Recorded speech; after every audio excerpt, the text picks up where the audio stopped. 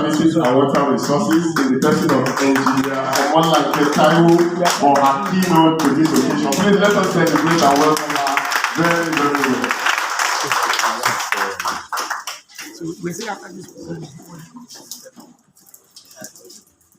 Good afternoon, the Permanent Secretary, Family Healthcare Board, Dr. Ibrahim Mustafa, the Chairman of the LCDA, Honorable David Odobabu, the Chairman of the North LCDA, ably represented by the Secretary to the LCDA, Mr. Lee. Representative of Pepsico Foundation, Mr. Akisoya, the Country Director, WaterAid Nigeria, Mrs. Evelyn Lear, the representative of MPAs, the gentlemen of the press, ladies and gentlemen, good morning. I am Engineer Mrs. Omolanke Taiwo. I'm standing in for my Permanent Secretary, the Office of Drainage Services and Water Resources, Engineer Nuruddin Olade Koshodebi, who is unavoidably absent. I'm standing in for him, and I'm reading his keynote address to this important occasion this morning.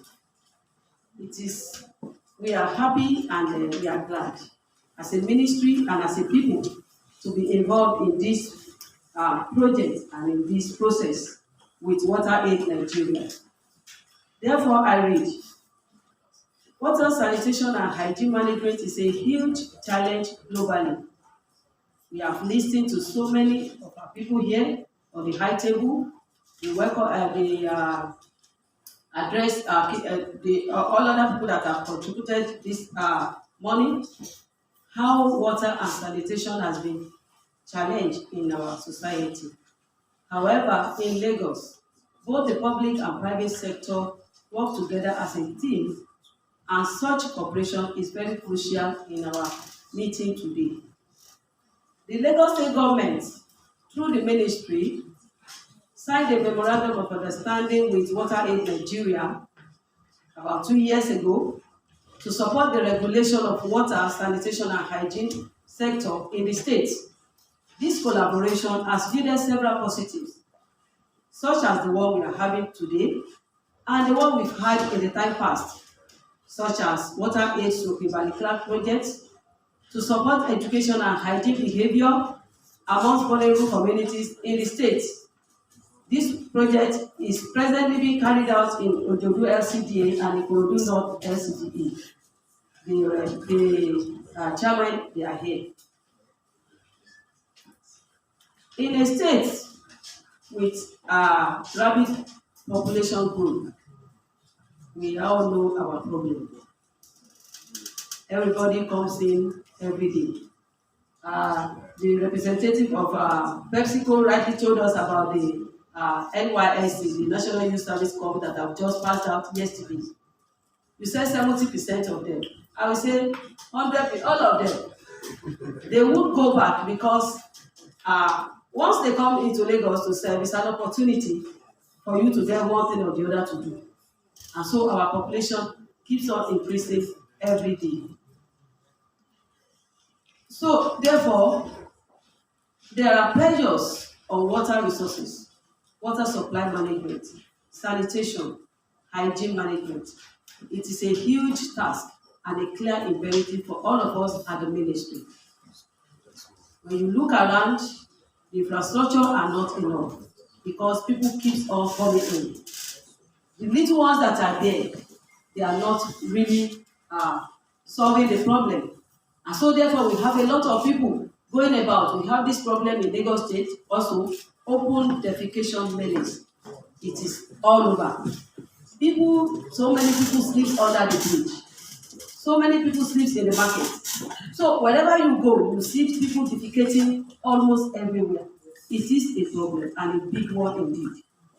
It is therefore a good news that WaterAid through Pepsico Foundation, the philanthropic arm of Pepsico, an international beverage manufacturer in the state, is funding this project. I will say that we are glad in the ministry to hear the news, and so therefore we are ready to collaborate the more. The project is being titled Water Sanitation and Hygiene Improvement Project Worship, with a vision to reach 175,000 residents. This will be done by combining a mix of service delivery interventions with institutional strengthening for improved and sustainable delivery of water services to address the acute water sanitation and hygiene challenge. The target areas being the rural and peri-urban communities in the state. And the proposed projects they are going to rehabilitate the dysfunctional microwater schemes and sanitation facilities in public schools and health centers and healthcare centers. That's the reason we are having a super representative and the primary healthcare permanent secretary seated here this morning. I want to appreciate the permanent secretary once again. Thank you for coming, sir. The state is committed to improving the personal safety of women and the girl child by empowering them to make decisions about their personal hygiene through various campaigns and advocacy programs. I could listen to my permanent secretary. He was advocating for the boy child. It is true that boy child are also important, but when we look at hygiene, when we look at sanitation, it is mostly about women. It is the women that will go out to fetch water. It is the women that will brush, that will clean the toilet.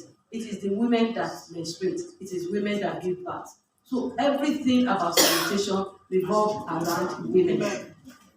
Ladies and gentlemen, today's launch is a testament of Mr. Governor's commitment to leave no one behind in providing access to water, sanitation, and hygiene in the state, as stated in the Sustainable Development Goal 6, water and sanitation for all. Let us all be committed to address the water management and sanitation challenges, which I believe can be met with cooperation of you people, common interest cooperation of every one of us, common interest and common purpose. And that is the reason why we are seated here, because we have the same purpose, we have the same belief on what is going to happen. This will help make it possible for every one of us to achieve sustainable development goals, enhance security, and in the end, a life of dignity for all. I wish you all a successful project implementation. Thank you and God bless.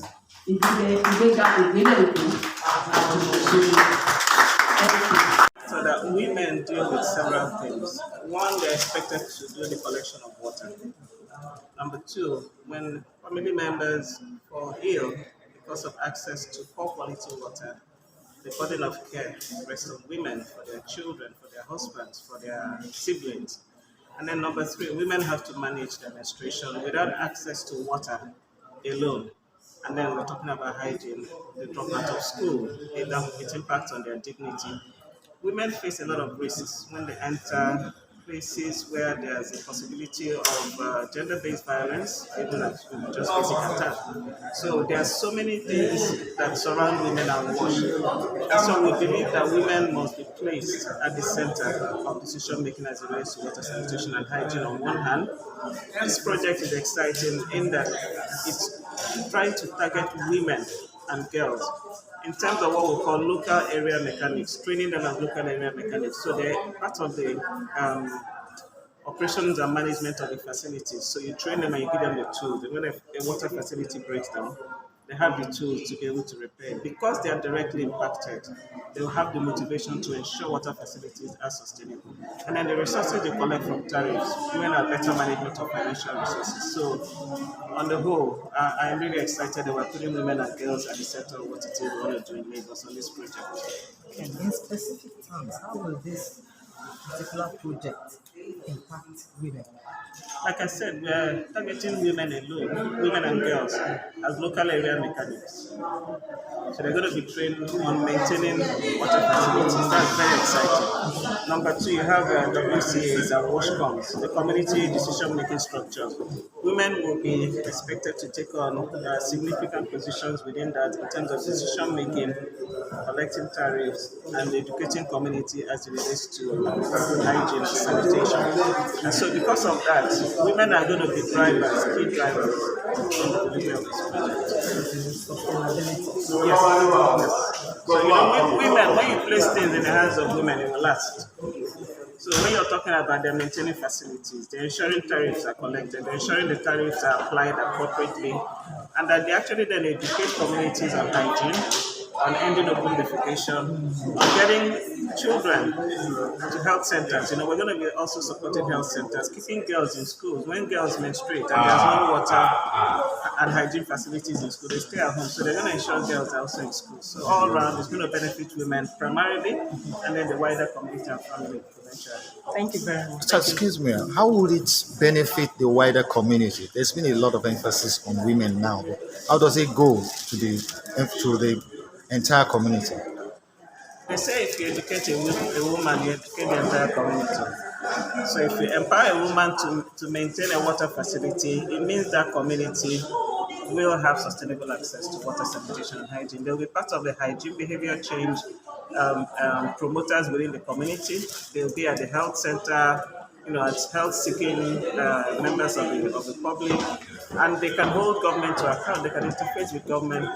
Women will generally protect the interest of the community. And that's been our experience in development. That's right. And how do you want to be able to assess the situation when you start the projects now and then at the end? How do you intend to be able to see how good you have been? We do what we call a pre and post intervention case study gathering. So when you start, you do your baseline, then you look at the stories coming out of the communities who don't have water. By the time you're done, you do another evaluation to see what the outcomes have been, and then you do a post-evaluation assessment, then you do a post-evaluation case study gathering. So through that, you get a snapshot of what it is you've achieved. And I'm sure you're very convinced that the state government will be able to replicate what you're doing in other local government areas, apart from Ojodo and Ikorodu. Yes, we do have a wash policy in place. We work with the Lagos state government to put the wash policy in place. That wash policy sets out targets, it sets out roles and responsibilities, it sets out funding, it sets out monitoring and evaluation. So through that, we have put in place a framework to guide the government to do additional to what it is that we're starting today. So that at the end of the day, that policy will guide them. If you come to a state and they don't have a policy in place for water, sanitation, and hygiene, it becomes extremely difficult to do anything and consider you're going to be sustainable in that process. The policy is the first indication of political will. Lagos State has it. Thank you very much. Thank you. God bless you. My number, let me give you 080 23456 23456 My name is Angelica Henry, and I, on behalf of NISTAN, that's the Society for Water and Sanitation in Lagos State, as the coordinator, I want to say thank you very much for making it a date with us today and for actually making this process a very robust one, because we have every nook and cranny of where water and sanitation participants. In this case, here, and we want to say thank you very much. And as we go back, we pray that we meet our different destinations in good faith. Thank you very much. God bless you.